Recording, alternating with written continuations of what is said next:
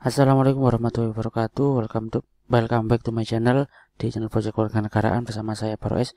Bagi teman-teman, di video kali ini saya akan melanjutkan pelatihan mandiri dari guru mengajar, di mana saya sudah sampai dalam topik perencanaan pembelajaran SMA, SMK atau paket C. Nah, di sini teman-teman bisa lihat ada kurang lebih nanti ada 3 modul yang harus kita pelajari.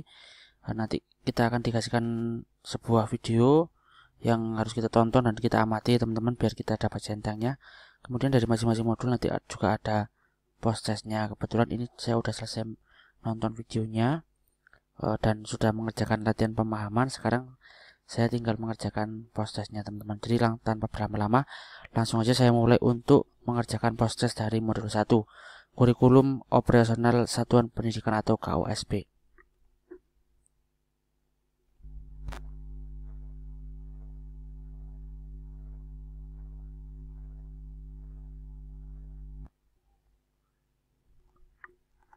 Soal nomor 1 nanti ada 7 soal ya teman-teman. Kita mulai dulu dari soal nomor 1. Perhatikan langkah dalam penyusunan visi dan misi sekolah berikut ini. 1. Wawancara. 2. Pemilihan informasi yang relevan. 3. Analisis karakteristik atau konteks sekolah. 4. Merumuskan misi sekolah. 5. Merumuskan visi sekolah. Urutan yang tepat dalam menyusun visi dan misi sekolah adalah, jadi urutan yang tepat ya teman-teman.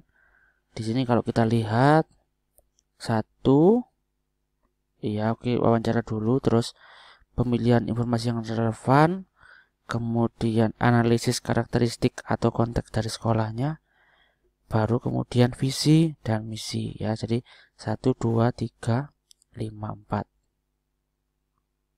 Oke. Soal nomor 2. Bu Maiske adalah kepala sekolah di lingkungan kota besar.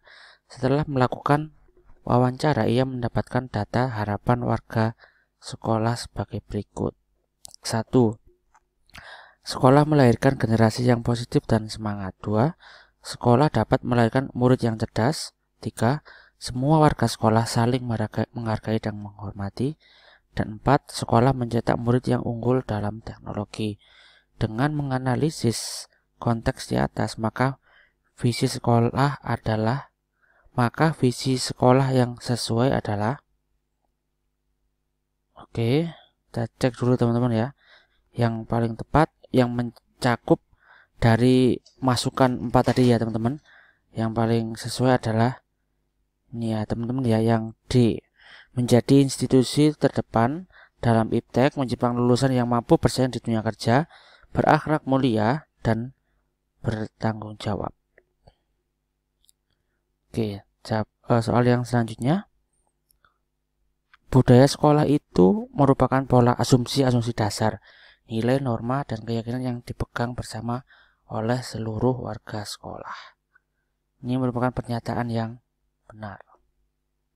Soal selanjutnya nomor 4. Pemerintah berupaya untuk mewujudkan lingkungan belajar sekolah yang nyaman dan aman dengan membuat beberapa peraturan terkait yang bukan merupakan aturan untuk mewujudkan hal tersebut kecuali ya teman-teman. Ini kita setengah hafalan ya teman-teman. Ini karena ini termasuk peraturan Kementerian Pendidikan, jadi yang bukan di sini adalah ini termasuk ya, kawasan bebas asap rokok, pencegahan dan penanggulangan tindak kekerasan,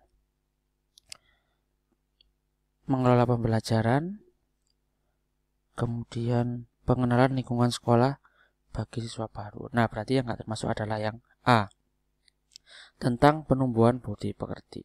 Oke, selanjutnya perhatikan beberapa komponen berikut.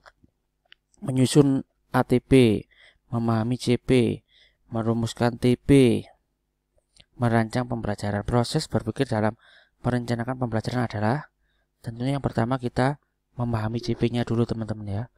Memahami CP, barangkali kalau dulu namanya KIKD ya, CP, terus kemudian merumuskan TP-nya, baru kemudian membuat atau menyusun ATP, dan yang terakhir merancang pembelajaran. Berarti 2, 3, kemudian 1 dan 4. 2, 3, 1, 4. Oke, soal yang Selanjutnya, berikut pernyataan yang salah mengenai ATP dan TP adalah pernyataan yang salah. ATP disusun dengan memperhatikan kemampuan prasyarat antar kompetensi. Oke. Setiap guru harus mengacu pada TP yang sama. Ini yang salah sih ya. Kita lihat yang lain dulu. TP dirumuskan berdasarkan JP, betul. Alokasi jumlah JP jam pelajaran dalam 1 tahun harus dipertimbangkan saat menyusun tujuan pembelajaran juga, betul. Jadi ini ya teman-teman. Setiap guru itu nggak harus mengacu pada ATP yang sama karena ATP itu boleh dikembangkan oleh setiap guru. Soal yang nomor 7, Ibu Ika adalah seorang guru PJOK. Saat menyusun ATP, Bu Ika memperhatikan tingkat kemampuan yang diharapkan dari murid, mulai dari gerakan dasar yang sederhana sampai gerakan yang lebih kompleks. Hal yang dilakukan oleh Bu Ika sesuai dengan prinsip ATP, yaitu A. Alur tujuan pembelajaran fokus pada capaian JP. B. ATP harus tuntas, satu frase tidak terpotong di tengah jalan. ATP dikembangkan sesuai dengan karakteristik dan kompetensi yang dikembangkan di setiap mata pelajaran. Atau yang D. Metode penyusunan ATP harus logis dari kemampuan sederhana ke yang rumit dapat dipengaruhi oleh karakteristik mata pelajaran. Kayaknya yang hampir mirip dengan soalnya adalah yang D, teman-teman. Kita cek ulang jawabannya, baru kita kumpulkan ya teman-teman. Nah, kalau tanya seperti ini berarti sudah selesai untuk modulnya. Kita bisa lanjut ke tahapan yang selanjutnya. Baik teman-teman, kita lanjut di modul 2-nya dari perencanaan pembelajaran, yaitu membuat dan memodifikasi modul ajar. Langsung aja kita kerjakan proses-tesnya di modul 2. Soal nomor 1. Berikut pernyataan yang bukan merupakan kriteria dari pemahaman bermakna adalah yang bukan ya teman-teman. Merupakan pemahaman praktis. B. Mencerminkan kesimpulan dari pembelajaran. C. Dapat melalui berbagai proses pencarian belajar. Atau yang D. Tidak memiliki jawaban benar atau salah. Yang bukan adalah merupakan pemahaman yang praktis. Untuk B, C, dan D ini adalah merupakan kriteria dari pemahaman bermakna. Yang selanjutnya, soal nomor 2. Tidak semua pertanyaan yang diajukan guru kepada siswa adalah pertanyaan pemantik. Wiggins dan McStix dalam bukunya The Understanding by Design menyatakan bahwa ada beberapa pertanyaan yang hanya mencari jawaban resmi dan benar. Sesuai dengan buku teks, alih-alih membutuhkan jawaban dan penyelidikan yang mendalam, jenis pertanyaan ini sebenarnya akan mempersingkat proses penyelidikan yang sebetulnya diperlukan sebagai jantung pemahaman mendalam. Berdasarkan hal tersebut, manakah yang merupakan pertanyaan pemantik di bawah ini? A. Seorang guru PAUD membawa sebuah buku kemudian bertanya, kira-kira siapa yang ada dalam gambar ini? B. Seorang guru ekonomi bertanya, apa pentingnya bagi kita mengetahui fakta angka inflasi naik setiap tahun? C. Seorang guru bahasa Indonesia bertanya, apa saja cerita fiksi yang pernah kalian baca? Atau yang D. Seorang guru geografi bertanya, apakah bumi memiliki banyak lapisan tanah? Oke ya, ini adalah contoh pertanyaan pemantik. Yang terakhir yang E. Seorang guru IPA bertanya, bagaimana proses terjadinya hujan? Nah, ini ya baru mungkin yang akan memantik siswa untuk masuk ke dalam materinya ya teman-teman. Jadi yang E. Yang selanjutnya, soal nomor 3. Produk akhir merupakan salah satu asesmen sumatif, yaitu asesmen untuk evaluasi pada akhir proses pembelajaran. Salah satu tujuan dari adanya asesmen ini adalah A. Agar murid mendapatkan nilai. B. Untuk mengukur ketercapaian tujuan pembelajaran. Kemudian C. Agar guru bisa memberikan umpan balik seperti bagus, keren, pintar, pandai, cerdas, dan sebagainya. D. Untuk membandingkan yang didapatkan murid. Atau E. Untuk menjadi data tambahan. Tujuan dari adanya asesmen sumatif di sini adalah untuk mengukur ketercapaian dari tujuan pembelajaran. Soal yang nomor 4. Pak Muklas sedang merancang asesmen untuk pelajaran ekonomi. Rencananya ia akan meminta murid menuangkan pemahaman terkait dampak globalisasi dalam bentuk kampanye. Pak Muklas memberikan kebebasan kepada murid untuk memilih media kampanye selama pesan kampanye dapat tersampaikan dengan baik. Saat membuat rubrik, aspek-aspek yang tepat untuk mengukur asesmen tersebut antara lain orisinalnya, artikulasi dan intonasi, kualitas konten, dan sistematika kampanye. Kemudian yang B, orisinal, desainnya, kualitasnya, dan sistematika kampanye.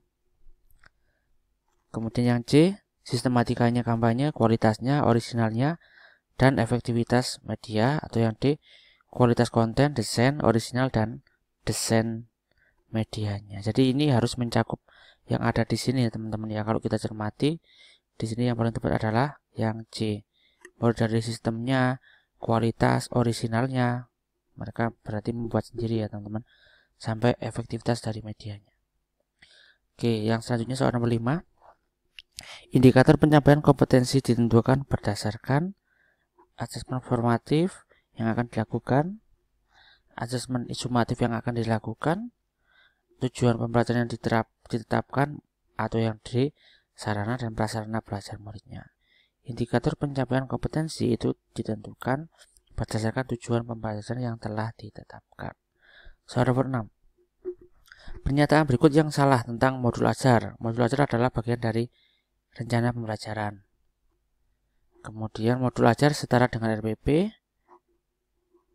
Komponen dalam modul ajar bisa disesuaikan dengan kebutuhan guru. Oke. Modul ajar perlu memuat komponen kemampuan prasyarat. Modul ajar perlu memuat informasi dimensi profil belajar Pancasila yang diasah pada modul tersebut. Nah, di sini yang salah tentang modul ajar adalah modul ajar itu setara dengan RPP. Oke. Yang selanjutnya soal nomor 7. Ibu Yuki sedang menjalankan pembelajaran jarak jauh atau PJJ. Ia hendak menggunakan modul ajar yang tersedia untuk pembelajaran selanjutnya. Setelah mempelajari modul ajar, ia mendapat hal-hal berikut. Isi dari modul ajar untuk pembelajaran luring. Modul ajar menyediakan lembar aktivitas yang bisa mengasah kemampuan berpikir proses. Modul ajar menyediakan rancangan asesmen yang bisa mendorong kompetensi muridnya secara menyeluruh. Jika akan menggunakan modul ajar tersebut, modifikasi yang perlu Ibu Yuki lakukan adalah A. Mengganti rancangan asesmen yang sesuai dengan kebutuhan muridnya. B.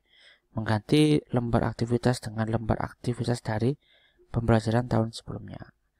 C. Menyiapkan sarana seperti teknologi pendukung yang bisa mengakomodir aktivitas belajar. Atau yang D. Mengganti bentuk asesmen menjadi kuis dengan bantuan aplikasi karena lebih mudah dilakukan secara daring. Jadi yang tepat yang ini ya. Jadi kita harus menyesuaikan keadaannya. Baik, soal yang selanjutnya. Berikut merupakan peran media ajar dalam proses pembelajaran yang berpusat kepada murid, kecuali meningkatkan pemahaman, membuat pelajaran jadi lebih menarik dan efektif. Jika sesuai minat murid, dapat meningkatkan motivasi murid dalam belajar. Atau yang D. Menggantikan peran guru dalam mengajar.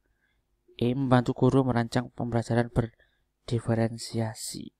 Nah, di sini yang kecuali ya teman-teman, kecuali yang D. Menggantikan peran guru, karena sekali lagi guru itu tidak akan bisa digantikan perannya walaupun dengan sebuah teknologi. Yang selanjutnya, Pak Robert sedang mempelajari modul ajar yang didapatkan dari platform Merdeka Mengajar.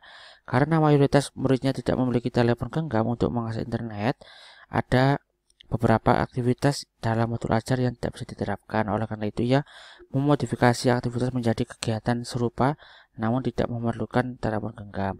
Upaya modifikasi modul ajar yang dilakukan oleh Pak Robert tergolong ini termasuk modifikasi terkait sarana dan prasarana, karena kebetulan muridnya nggak punya internet, nggak punya HP ya teman-teman. Langsung kita cek aja karena udah selesai dan kita kumpulkan. Kalau seperti ini tandanya sudah benar semua ya teman-teman, dan kita bisa lanjut ke dalam modul yang berikutnya.